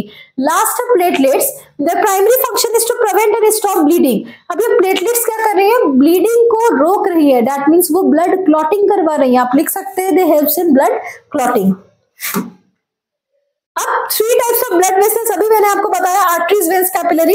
ब्लड वेसल्स का मतलब क्या हुआ, ये blood vessels tube like structure है जिसके अंडर से ब्लड फ्लो कर रही है. अब ये ब्लड वेसल्स 3 टाइप्स की है. एक है आर्टरीज, एक है कैपिलरीज और एक है वेन्स. अब तीनों के तीनों ब्लड वेसल्स के अंडर आ रही है, तो तीनों तो ट्यूब ही है ना. तो डिफरेंस क्या है बेटा, डिफरेंस उसके अंदर की ब्लड की है. ब्लड 2 टाइप्स की है, या तो ब्लड ऑक्सीजनेटेड है या तो ब्लड डीऑक्सीजनेटेड होती है. अब ब्लड ऑक्सीजनेटेड है, दैट मींस वो प्योर है. हार्ट जब ब्लड पंप करेंगे तो वो तो प्योर ब्लड पंप करेंगे, लेकिन जब बॉडी में पूरे ब्लड ट्रेवल करेंगे, ट्रांसपोर्ट कर देंगे चीजों को, जब वो वापस आएंगे हार्ट में तब तक तो वो इम्प्योर हो जाएंगे. तो वो दूसरी ब्लड वेसल कैरी करती होंगी, तभी ये ब्लड वेसल 3 टाइप्स की है ना. तो पहले आती है आर्टरी.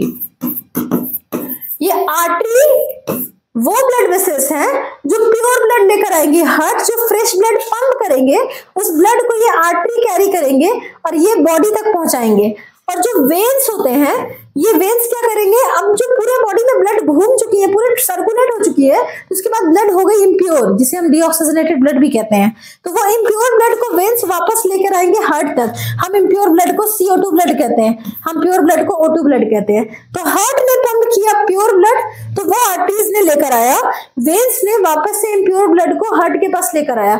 अब आर्टरीज जब प्योर ब्लड सर्कुलेट किए, वेन्स जब इम्प्योर ब्लड वापस हार्ट के पास लेके आए, तो बीच में कोई मीडियम होगा ना जो ब्लड को एक्सचेंज किया होगा.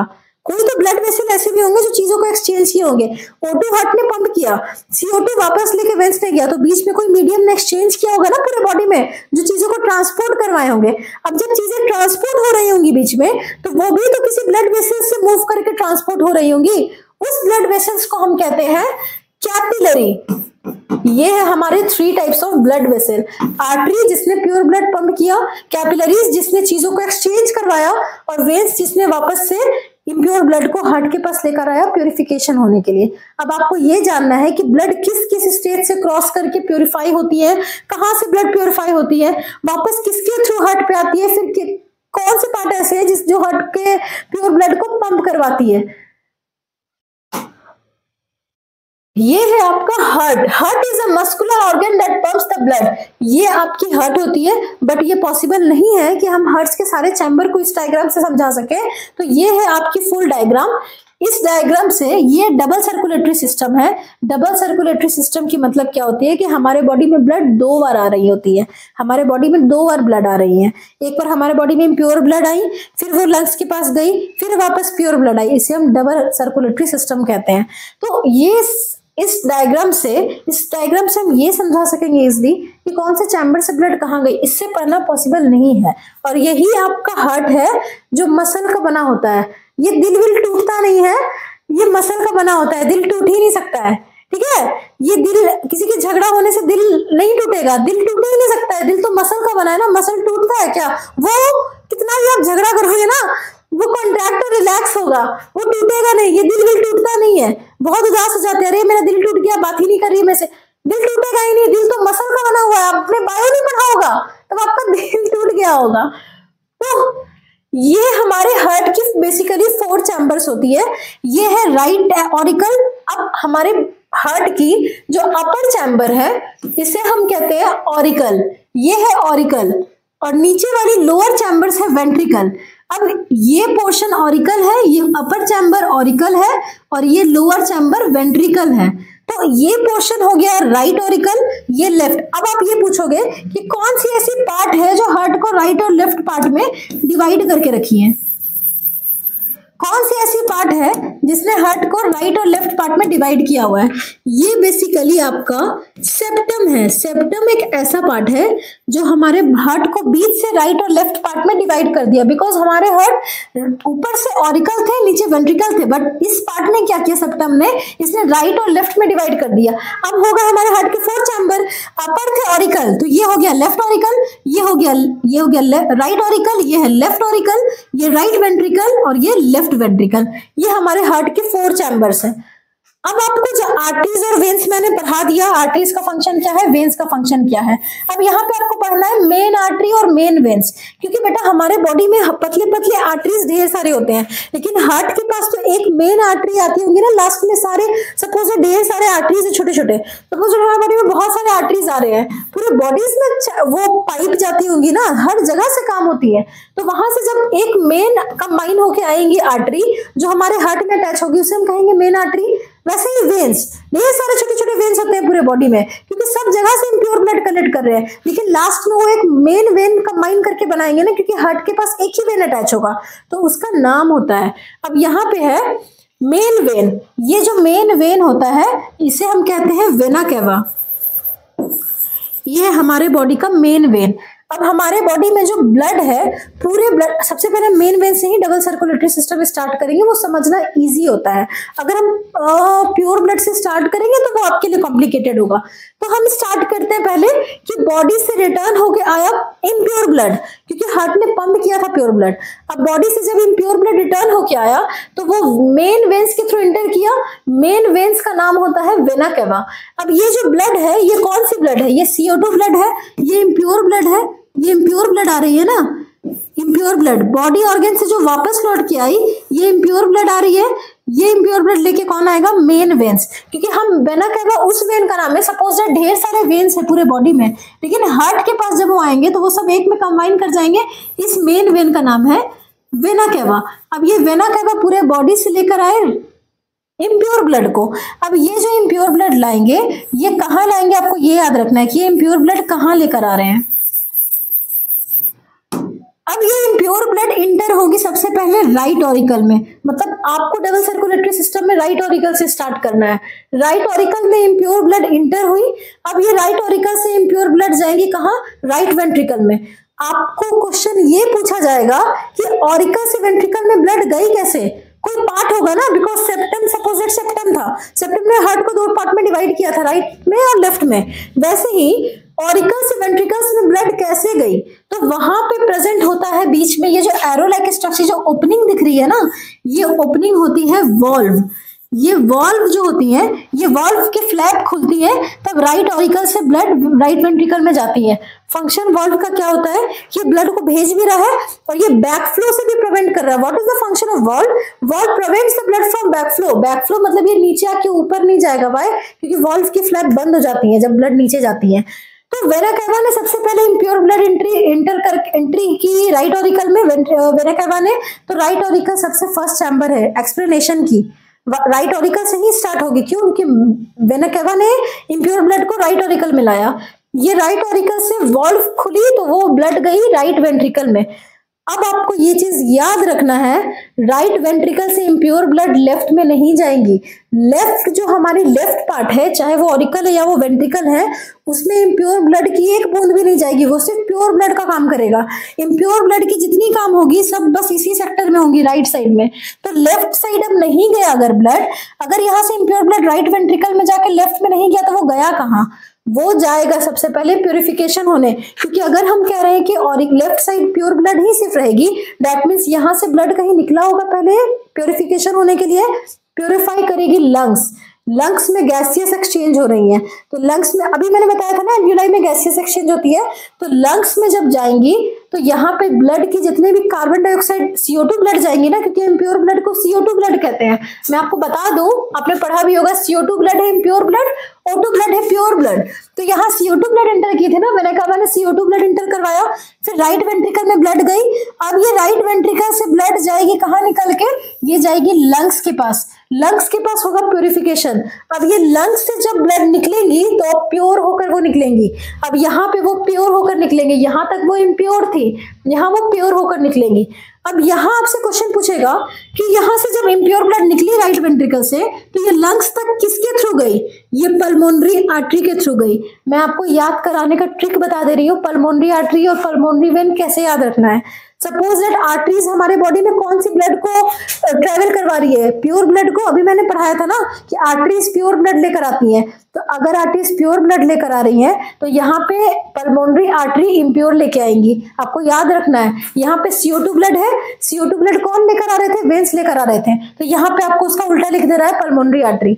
अब यहाँ पे पल्मोनरी आर्टरी आपको ये भी पढ़ने को मिलेगा कि आर्टरीज में एक ही ऐसे एक्सेप्शन केस है पल्मोनरी आर्टरी, जो सिर्फ यही एक ऐसा आर्टरी है जो ऑक्सीजनेटेड ब्लड लेकर नहीं आता है। तो आपको याद रहेगा कि राइट वेंट्रिकल से CO2 ब्लड जब प्योरिफिकेशन के लिए आया तो यहाँ पे प्योरिफिकेशन CO2 ब्लड वेन्स लेकर आते हैं, तो उसका उल्टा लिख देना है आपको पल्मोनरी आर्टरी। तो पल्मोनरी आर्टरी लेकर आए CO2 ब्लड, इम्प्योर ब्लड, अब वो लंग से जब क्रॉस किए तो वो प्योर बनकर अब निकलेंगे। अब तो वो प्योर ब्लड लेफ्ट में इंटर कर सकते हैं ना, लेफ्ट ऑरिकल में, क्योंकि मैंने बताया था कि लेफ्ट साइड में सिर्फ प्योर ब्लड जाएंगे।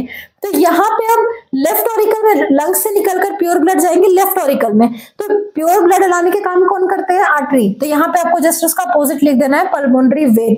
इस ट्रिक से आप चीजों को याद रख सकते हो। अब यहाँ से O2 ब्लड जाएगा लेफ्ट ऑरिकल में, तो आपको एक चीज और पॉइंट मिल गया, राइट ऑरिकल सिर्फ इम्प्योर ब्लड को एंट्री दिया था और लेफ्ट ऑरिकल प्योर ब्लड को एंट्री देगा। यहाँ से प्योर ब्लड इंटर करती है, तो लेफ्ट ऑरिकल से प्योर ब्लड, लंग से जितने भी प्योरिफिकेशन होकर प्योर ब्लड आई वो लेफ्ट ऑरिकल में इंटर हुई, लेफ्ट ऑरिकल से वो नीचे जाएंगी लेफ्ट वेंट्रिकल में। अब जब वो लेफ्ट वेंट्रिकल में जाएंगी तो यहाँ पे होगा मेन वेन, क्योंकि हमने बताया था ना कि आर्टरीज जो होती है वो प्योर ब्लड पूरे बॉडी में डिस्ट्रीब्यूट करती है। तो वो आर्टरीज जो है वो तो पतले पतले ब्रांचेस होती है ढेर सारी, लेकिन मेन जो हार्ट के पास एक आर्टरी आएगी कंबाइन होकर, वो तो मेन आर्टरी होगी। तो वो यहाँ पे एक मेन आर्टरी होती है जिसे हम आयोटा कहते हैं। ये जो आयोटा है ये मेन आर्टरी है। अब लेफ्ट वेंट्रिकल से जब ब्लड निकलेंगी पूरे बॉडी में पंप होंगी, कौन सी ब्लड? Pure blood. अब लेफ्ट ऑरिकल से जब ब्लड पंप होंगी तो ये चली जाएंगी फिर पूरे बॉडी में। ये होती है हमारे बॉडी की सर्कुलेटरी सिस्टम। अब यहाँ पे आपको कौन सी पॉइंट याद रखनी थी? यहाँ पे आपको बेसिकली मैंने 3 to 4 पॉइंट्स बताया। सपोज दैट फर्स्ट क्वेश्चन करती है कि कौन सी चैम्बर है जो इम्प्योर ब्लड रिसीव कर रही है, तो right auricle impure blood receive की। नेक्स्ट क्वेश्चन, कौन सी चैम्बर प्योर ब्लड रिसीव कर रही है? अभी लेफ्ट ऑरिकल ने प्योर ब्लड रिसीव किया। मेन वेन्स कौन सी होती है? वेना कैवा थी यहाँ पे मेन वेन, जो बॉडी से वापस, वेना कैवा एक ऐसी वेन थी ना जो बॉडी से इम्प्योर ब्लड को राइट ऑरिकल में एंट्री दी। अब मेन आर्टरी कौन है? आयोटा। आयोटा क्यों? क्योंकि यहाँ पे मेन आर्टरी यही है जो लेफ्ट वेंट्रिकल से पूरे बॉडी में ब्लड पंप किया। तो ये है आपका डबल सर्कुलेटरी सिस्टम। आपको एक एक पार्ट्स को याद रखना है। आप हो सके तो ये डायग्राम याद कर लो, ये आप इससे आप समझ नहीं सकते हो, बाकी चीजें अब आप समझ जाओगे। ये अब बेटा ब्लू कलर से जितनी भी चीज है ना ये इम्प्योर ब्लड की काम कर रही है, ठीक है। अब ये आयोटा, बेसिकली यहाँ एक्सप्लेनेशन के लिए आयोटा नीचे है। आयोटा ये होता है जो लास्टली पंप किया, ये वो आर्टरी है लेफ्ट वेंट्रिकल से ब्लड निकलकर यहाँ पे पंप हो रहा है, आयोटा है। ये वेना कैवा जिसने पहुंचाया था मेन वेन, जिसने इम्प्योर ब्लड लेके आया था हमारे हार्ट में। अब है ट्रांसपोर्टेशन इन प्लांट्स। ये था ट्रांसपोर्ट, प्रीवियसली अभी जो मैंने पढ़ाया लास्ट स्लाइड में वो था ट्रांसपोर्टेशन इन एनिमल्स। अब आपको ये थोड़ा बहुत एक्सप्लेनेशन जानना होगा कि ट्रांसपोर्टेशन इन प्लांट्स क्या होता है। अब चीजें सपोज हमारे बॉडी में अगर सारे गैसेस एक जगह से दूसरी जगह ट्रांसपोर्ट हो रही है, फूड ट्रांसपोर्ट हो रही है, वैसे ही प्लांट्स में भी चीजें ट्रांसपोर्ट होती है ना, वहां भी फूड चाहिए, वाटर वहां भी चाहिए। तो आपसे ये पूछा जाएगा कि ट्रांसपोर्टेशन में कौन से टिश्यू इन्वॉल्व होते हैं। ट्रांसपोर्टेशन में जाइलम और फ्लोएम इन्वॉल्व होते हैं। अब जाइलम क्या कर रहा है? जाइलम फूड प्लांट्स में जितने भी वाटर है उस वाटर को कंडक्ट करेंगे, वो प्लांट्स में वाटर कंडक्ट करने का काम कर रहे हैं। और फ्लोएम जो है वो फ्लोएम क्या करेंगे? प्लांट्स में फूड कंडक्ट करेंगे। जब फोटोसिंथेसिस होती है, अभी मैंने ऑटोट्रोपिक मोड ऑफ न्यूट्रिशन में फोटोसिंथेसिस पढ़ाया था, जब फोटोसिंथेसिस होगी तो जो फूड बनेगा वो फूड को फ्लोएम एक जगह से दूसरे जगह पहुंचाएंगे। यहाँ पे ट्रांसपोर्टेशन फ्लोएम करवा रही है और जाइलम ट्रांसपोर्टेशन करवाएंगी वाटर की। दैट मीन्स रूट जो वाटर एब्जॉर्ब करेंगे फोटोसिंथेसिस होने के टाइम, क्योंकि मैंने बताया था ना कि रॉ मटेरियल्स जो हैं वो रॉ मटेरियल्स फोटोसिंथेसिस में चाहिए होती है। वाटर रॉ मटेरियल है, तो वो रॉ मटेरियल जब रूट एब्जॉर्ब करेंगी तो जाइलम क्या करेंगी? वो कंडक्ट करेंगी उस रूट से जो वाटर एब्जॉर्ब हुई है उसे वो ऊपर के उस शूट सिस्टम में उसे कंडक्ट करेंगी। तो 2 tissues are there which are involved in transportation in plants. Plants के ट्रांसपोर्टेशन में टू टिश्यूज इन्वॉल्व है, जाइलम टिश्यू जो कि वाटर कंडक्ट करेंगी, फ्लोएम टिश्यू वो है जो फूड कंडक्ट करेंगी। अब लास्ट है आपका एक्सक्रीटरी सिस्टम। एक्सक्रीशन आपने पढ़ा होगा। एक्सक्रीशन क्या होता है? वो प्रोसेस जिससे वेस्ट मटेरियल हमारे बॉडी से रिमूव हो रहा है। Excretion is the process in which all the waste materials are removed out of our body. तो यहाँ पे बेटा बेसिकली आपको एक चीज याद रखना है कि वेस्ट मटेरियल सबसे इंपॉर्टेंट है यूरिया। यूरिया हमारे बॉडी के लिए बहुत पॉइजनस है, जो हमारे बॉडी से यूरिया लार्ज क्वांटिटी में रिमूव होता है एक्सक्रीशन में। ओके, अब यहाँ पे आपसे क्वेश्चन पूछेगा, अब आपने 3 सेक्टर्स पढ़ लिए। न्यूट्रिशन में डाइजेस्टिव सिस्टम जिसमें काम किया stomach, small intestine, large intestine ने। रेस्पिरेटरी सिस्टम में लंग्स ने। ट्रांसपोर्टेशन में हार्ट ने। एक्सक्रीटरी सिस्टम में किडनी काम करेंगे। किडनी ही वो फिल्टरिंग यूनिट है, जो किडनी ही वो ऑर्गन्स है जिसमें फिल्ट्रेशन होंगी, जिसमें इंप्योरिटीज रह जाएंगी और वापस वो ब्लड को भेज देगा बॉडी में। क्योंकि बेटा अगर ब्लड हमारे किडनी तक आ रही है तो उसका कोई कॉन्सेप्ट है ना, कोई रीजन है। ब्लड हमारे किडनी तक इसलिए आ रही है ताकि वो ब्लड से जितने भी इंप्योरिटीज है किडनी रख ले और वापस वो भेज दे। अब जो वापस ब्लड जाएंगी वो प्योर ब्लड होंगी, उसमें यूरिया नहीं होगा, उसमें एक्सेसिव, उसमें टॉक्सिक सब्सटेंस नहीं होंगे। तो सबसे पहले हम जानेंगे आर्टरी अभी मैंने पढ़ा था, आर्टरी, वेन्स और कैपिलरी। तो आर्टरी क्या थे? जो ब्लड को लेकर आ रहे थे। तो यहाँ पे क्या लिखा है? Renal arteries carries the blood. अब ये हार्ट से आर्टरीज वहां भी ब्लड लेकर आ रहे थे, वो प्योर ब्लड लेकर आए थे ना आर्टरी, तो जो ब्लड लेकर आने का काम करेंगे वो आर्टरीज थे, और वेन्स वहां भी ब्लड वापस लेके जा रहे थे, यहाँ भी वेन्स वापस लेके जाएंगे। अब रीनल लगा रहता है हमेशा एक्सक्रीटरी सिस्टम में, renal artery, renal vein. Renal का मतलब हुआ कि वो एक्सक्रीशन से रिलेटेड है, क्योंकि आर्टरीज तो हमारे बॉडी में कॉमनली भी है, वेन्स भी हमारे बॉडी में कॉमनली प्रेजेंट है, लेकिन अगर वहां पे रीनल लगा दिया गया तो वो आपको ये समझ जाना चाहिए कि रीनल आर्टरी, रीनल का मतलब है कि वो एक्सक्रीटरी सिस्टम के वेन्स का बात कर रहा है, वो एक्सक्रीटरी सिस्टम के आर्टरीज का बात कर रहा है। तो आर्टरीज ब्लड लेकर आते हैं, तो आर्टरीज वो है रीनल आर्टरी जो ब्लड लेकर आए किडनी में। अब किडनी में आपने सपोज दैट हमने पढ़ा है कि सेल हमारे बॉडी का सबसे छोटा यूनिट होता है, वैसे ही किडनी का सबसे छोटा यूनिट होता है नेफ्रॉन। अभी हम नेफ्रॉन पढ़ेंगे, structure of nephron. Structure of nephron भी बहुत इंपॉर्टेंट है क्लास 10th के बोर्ड्स के लिए। अब रीनल आर्टरी लेकर आएंगे सारे इम्प्योर जितने भी ब्लड है, जिस ब्लड में जितने भी इम्प्योरिटीज है वो किडनी तक आएंगे। अब रीनल आर्टरीज जितने भी ब्लड लेकर आए, किडनीज उससे उसके यूरिया को एक्सट्रैक्ट करेंगी, किडनीज उससे जितने भी waste material, suppose that amino acid है, ग्लूकोज है, सारे ग्लूकोज हमारे बॉडी के लिए यूजेबल नहीं होती है, कुछ ग्लूकोज ऐसी है जो वेस्ट मटेरियल का काम कर रही है, यूरिया है, सॉल्ट है, सारे एक्सेस, वाटर है। अब यूरिन की फॉर्मेशन हो रही है, दैट मीन्स वाटर होंगी, तो वो वाटर हमारे बॉडी में यूज नहीं हुई तो वाटर रिमूव होती है। तो किडनी के पास जब रीनल आर्टरी ब्लड लेकर आएंगी तो वो किडनी, वो ब्लड के जितने भी टॉक्सिक सब्सटेंस है उसको किडनी ऑब्जर्व कर लेंगी और वो वापस वो भेजेंगी कहाँ? यूरेटर के पास। यूरेटर से वो कहाँ जाएंगी? यूरिनरी ब्लैडर में यूरिन बनके। दैट मीन्स जब ब्लड ने यहाँ पे फिल्ट्रेशन किया, जब उसने प्यूरिफिकेशन किया, तो वो जो जितने भी सब्सटेंस को फिल्टर किए वो यूरिन था, वो यूरिन को भेजे दोनों साइड। यूरेटर पेयर में होता है, तो वो दोनों साइड जहां भी फॉर्मेशन होगी यूरिन की, अब जो जितना भी फिल्ट्रेट, अभी मैं नेफ्रॉन में पढ़ाऊंगी कि फिल्ट्रेट क्या होती है, जो सब्सटेंस फिल्ट्रेट हुई वो यूरिन बनी, तो वो यूरिन जो बनी वो यूरेटर क्या करेंगे? उसे यूरिनरी ब्लैडर तक लेके आएंगे।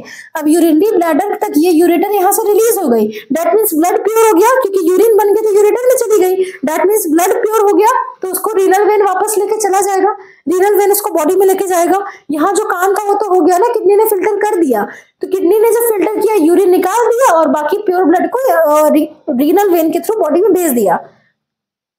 अब यहाँ पे रीनल वेन जो है, ये जितने भी प्योर ब्लड, ये जितने भी यूरिन की फॉर्मेशन हुई उस यूरिन को यूरिनरी ब्लैडर में लेकर आएंगे। यूरिनरी ब्लैडर एक मस्कुलर ट्यूब है, मस्कुलर ऑर्गन है जहां पे कि यूरिन टेम्परेरी स्टोर होती है। कुछ सपोज रेक्टम में भी जितने भी वेस्ट मटेरियल थे वो टेम्परेरी स्टोर हुए थे, अब रेक्टम के बाद एनस के थ्रू वो बॉडी से बाहर निकले थे। वैसे ही यूरिन कुछ देर तक यूरिनरी ब्लैडर में स्टोर होंगी, जब यूरिनरी ब्लैडर फुल हो जाती है तब वो यूरिन यूरेथ्रा के थ्रू बॉडी से आउट होती है। ये है आपका एक्सक्रीटरी सिस्टम। ये डायग्राम भी बहुत इंपॉर्टेंट है, ये डायग्राम आप तो रट लो, ये बोर्ड्स के लिए बहुत इंपॉर्टेंट डायग्राम है। तो सबसे पहले मैंने क्या बताया, रीनल आर्टरी ब्लड लेकर आए, वो रीनल आर्टरी किडनी के पास गए, किडनी में ब्लड पहुंचाए। अब किडनी में जितने भी वेस्ट मटेरियल थे वो वेस्ट मटेरियल यूरिन बन गए, वो यूरिन को यूरेटर ने ले आया यूरिनरी ब्लैडर के पास, और बचे जो प्योर ब्लड बचे वो रीनल वेन ने वापस बॉडी में भेज दिया। यूरिनरी ब्लैडर में जो यूरिन की फॉर्मेशन हुई वो यूरेथ्रा से बॉडी से बाहर निकल गई। अब मैंने क्या बताया कि किडनी में जो छोटे छोटे स्ट्रक्चर यूनिट है, सबसे छोटे यूनिट उसे हम नेफ्रॉन कहते हैं। एक kidney, each kidney made up of almost billions of nephron. एक किडनी कम से कम बिलियंस ऑफ नेफ्रॉन से बनी होती है। तो एक नेफ्रॉन की स्ट्रक्चर आपको पढ़नी है कि what is the function of each nephron. अब एक नेफ्रॉन में क्या क्या स्ट्रक्चर है, उसमें क्या क्या ऑर्गन्स प्रेजेंट है। अब एक नेफ्रॉन अगर इतना काम कर रहा है, आप इमेजिन करो कि एक किडनी बिलियंस ऑफ नेफ्रॉन से बना है, तो जो मैं अभी यहाँ पे पढ़ाऊंगी नेफ्रॉन की फंक्शन, वैसा वैसा बिलियंस नेफ्रॉन काम करता है, तब जाके यूरिन कलेक्ट हो रहा है। Got it clear? आपको समझ में आ गया होगा इतना। अब मैंने क्या बताया था कि रीनल आर्टरी ब्लड लेकर आई थी प्योरिफिकेशन के लिए। रीनल आर्टरी ने किडनी में, अभी आपने पढ़ा ना कि रीनल आर्टरी ने किडनी में ब्लड लेकर आया प्योरिफिकेशन के लिए, तो वो किडनी के हर एक नेफ्रॉन में जाएंगी ना रीनल आर्टरी, क्योंकि बिलियंस ऑफ नेफ्रॉन है। हम कहते हैं कि किडनी ने फिल्टर किया, लेकिन वो बेसिकली किडनी के अंदर एक एक नेफ्रॉन फिल्टर करके उसे देते हैं। तो वो रीनल आर्टरी जो ब्लड लेकर गई वो एक एक नेफ्रॉन के पास जाती होंगी। दैट मीन्स रीनल आर्टरी भी अंदर जाकर फिर छोटे छोटे आर्टरीज में डिवाइडेड है। तो एक नेफ्रॉन के, हर एक नेफ्रॉन के पास रीनल आर्टरी ब्लड लेकर आई। अब जब रीनल आर्टरी की एक ब्रांच जब ब्लड लेकर आई तो वो गया बोमेन्स कैप्सूल में। ये कप लाइक स्ट्रक्चर होता है हमारे नेफ्रॉन का, जिसे हम बोमेन्स कैप्सूल कहते हैं। अब इस बोमेन्स कैप्सूल में कैपिलरीज होती है, बंच ऑफ कैपिलरीज। तो ये रीनल आर्टरी जो ब्लड लेकर आई जिसमें इंप्योरिटीज प्रेजेंट है, वो यहाँ पे बोमेन्स कैप्सूल में जो कैपिलरीज है इसे ग्लोमेरुलस कहते हैं। ये ग्लोमेरुलस जो है, इसने क्या किया, जब ये इम्प्योर ब्लड ग्लोमेरुलस में इंटर किए तो इसमें जितने भी इम्प्योरिटीज थे, urea, water, amino acid, glucose, salt, ये सब जितने भी एक्सेसिव सब्सटेंस थे, इसे क्या किया, कैपिलरीज में जब ब्लड इंटर की। अब बेसिकली आपको ये समझना है कि ग्लोमेरुलस फंक्शन कैसे कर रही है। ये देखो, ये जब बोमेन्स कैप्सूल, इसमें network of bunch of capillaries है, ये कैपिलरीज घूमी हुई होती है। तो ये है रीनल आर्टरी। अब रीनल आर्टरी से जब बेटा ब्लड इंटर किया, इम्प्योर ब्लड, ये कैपिलरीज में जब घूमा तो ये कैपिलरीज क्या किए, जितने भी उसके टॉक्सिक सब्सटेंस थे उसको वो निकाल कर रख दिए, सेटल कर दिए। कहाँ? बोमेन्स कैप्सूल में। यहाँ पे सारे टॉक्सिक सब्सटेंस सेटल कर गए। अब ये जो टॉक्सिक सब्सटेंस है, ये टॉक्सिक सब्सटेंस अब कहाँ जाएंगे, ये यहाँ पे ट्यूब लाइक स्ट्रक्चर में जाकर घूमेंगे टॉक्सिक सब्सटेंस। अब ये जो घूमेंगे टॉक्सिक सब्सटेंस जब यहाँ पर, तो इसके ऊपर से वेन्स जो थी, जो हमारी वेन्स, हमने क्या पढ़ा था कि वेन्स जो है वो किडनी से क्या करेंगी, वो वेन्स किडनी से वापस से लेकर जाएंगी प्योर ब्लड, जब नेफ्रॉन उसे फिल्टर कर लेंगे सारे वेस्ट मटेरियल को। तो यहाँ पे जब ग्लोमेरुलस से बोमेन्स कैप्सूल में, सपोज दैट यहाँ बोमेन्स कैप्सूल है, यहाँ पे ग्लोमेरुलस ने क्या किया, जब ग्लोमेरुलस के अंदर में ब्लड रीनल आर्टरी में भेजा तो वो उसके सारे टॉक्सिक सब्सटेंस को क्या किया, बोमेन्स कैप्सूल में सेटल करवा दिया। अब बोमेन्स कैप्सूल ने क्या किया, उसी सारे टॉक्सिक सब्सटेंस को ये ट्यूब लाइक स्ट्रक्चर में भेज दिया, जिसे हम ट्यूब्यूल कहते हैं। ये ट्यूब लाइक स्ट्रक्चर, इसमें बोमेन्स कैप्सूल ने भेज दिया सारे सब्सटेंस को। अब ये जो ट्यूब लाइक स्ट्रक्चर में सब्सटेंस गई, तो इसके ऊपर रीनल वेन जो ब्लड लेकर जाएंगी प्योर ब्लड फिल्ट्रेशन के बाद, जो प्योर ब्लड जब फिल्टर हो जाएंगी सारी यूरिन, तो उसके बाद जो ब्लड लेकर जाएंगी उसे वेन कहते हैं। तो ये रीनल वेन क्या हुई, ये ट्यूब में वापस ट्यूब्यूल, जिस ट्यूब में बोमेन्स कैप्सूल ने सारे अनवांटेड सब्सटेंस को भेजा था, उसके ऊपर रीनल वेन ने क्या किया, अपनी लेयर बना दी। ये लेयर इसके ऊपर क्यों बना रहता है, क्योंकि बोमेन्स कैप्सूल ने कैप्चर किया था क्या, उसने फिल्टर किया था एमिनो एसिड, उसने ग्लूकोज भी फिल्टर किया था, उसने सॉल्ट भी फिल्टर किया था। तो जब वो ट्यूब्यूल में बोमेन्स कैप्सूल ने भेजा इस ट्यूब लाइक स्ट्रक्चर, इसको हम ट्यूब्यूल कहते हैं, ये ट्यूब्यूल में जब भेजा तो रीनल वेन ने एक बार उस पे सराउंडिंग कर दिया, उसको सराउंड कर दिया। वाई? क्योंकि वो वहां से वापस से रीऑब्जर्व कर लिए। ट्यूब में जितने भी ट्यूब्यूल में अमीनो एसिड गए थे, ग्लूकोज गए थे, सॉल्ट गए थे, तो रीनल वेन ने क्या किया, उसने क्रॉस चेक किया कि अगर इसमें से कोई रीयूजेबल सब्सटेंस है तो हम उसे एक बार क्या करते हैं, एब्जॉर्ब कर लेते हैं। तो यहाँ पे फिर से क्रॉस चेक हुआ और वो फिल्टर किए हुए सब्सटेंस जो छोटा मोटा चीज यूज हो सकता था उसे रीनल वेन ने क्या किया, एब्जॉर्ब कर लिया। अब जब रीनल वेन ने उसे एब्जॉर्ब कर लिया तो वो उस ब्लड में, रीनल वेन तो वापस जो ब्लड लेकर जाएंगे उसमें एब्जॉर्ब कर लिया यूजेबल सब्सटेंस, तो रीनल वेन ने वही लेकर चला गया बॉडी से, वो पूरे बॉडी में लेकर चला गया। अब बचा यहाँ पे ट्यूब्यूल। अब ट्यूब्यूल में वही चीज रह गए होंगे ना जो यूजेबल नहीं है, क्योंकि रीनल वेन ने तो वापस जब ये सराउंड किया तो उससे सारे यूजेबल सब्सटेंस लेकर चला गया अपने ब्लड के साथ, वो पूरे बॉडी में। तो अब ट्यूब्यूल में बचा बिल्कुल वो सब्सटेंस जिसका यूज नहीं है, वही सब्सटेंस बचा जो यूरिन का फॉर्मेशन किया, क्यों, क्योंकि उसमें वाटर भी था। अब यहाँ पर जो यूरिन की फॉर्मेशन हुई, ये आपकी यूरिन की जो फॉर्मेशन है ये चली जाएगी कहाँ, कलेक्टिंग डक्ट में। मतलब वो डक्ट जो वो सारे यूरिन को कलेक्ट किया, और यही कलेक्टिंग डक्ट लास्ट में अटैच हो जाती है किससे, यूरेटर से। ये कलेक्टिंग डक्ट सारे यूरिन के फॉर्मेशन को भेज देती है यूरेटर में, जो यूरिनरी ब्लैडर में स्टोर रहता है। तो यही आपसे क्वेश्चन पूछेगा कि नेफ्रॉन में कौन सी मेन 3 स्टेप्स इन्वॉल्व होती है, और ये बहुत ही इंपॉर्टेंट क्वेश्चन है आपके बोर्ड्स के लिए कि what are the 3 steps which are involved in the function of nephron.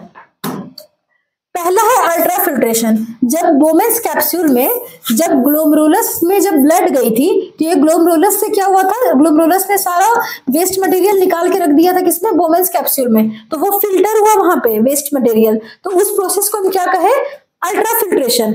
अब जब बोमेंस कैप्सूल ने वहां पे सपोज दैट उसने जब सारा वेस्ट सब्सटेंस को ट्यूब्यूल में भेज दिया, ट्यूब्यूल में जब वो भेजा तो वहां पे क्या हुआ, रीनल वेन ने एक बार उसे सराउंड करके रीऑब्जर्व किया कि कुछ चीजें जो अभी भी बाकी रह गई है उसे हम अपने ब्लड में लेकर जाएंगे, तो उसने रीऑब्जर्व किया ट्यूब्यूल में। तो नेक्स्ट क्या है, सेलेक्टिव रीऑब्जर्प्शन, जिसमें वो बचे यूजेबल चीज को वापस से चेक किए, वो अपने ब्लड में मिक्स किए वापस ले जाने के लिए। तो जब रीऑब्जर्व हुआ, ट्यूब्यूल ने चीजों को ऑब्जर्व कर लिया, तो उसके बाद क्या बचा, यूरिन। तो ट्यूब्यूल के लास्ट पॉइंट ने क्या किया, ये उस यूरिन को, ये ट्यूब्यूल ने क्या किया, सिक्रीट कर दिया किसमें, कलेक्टिंग डक्ट में।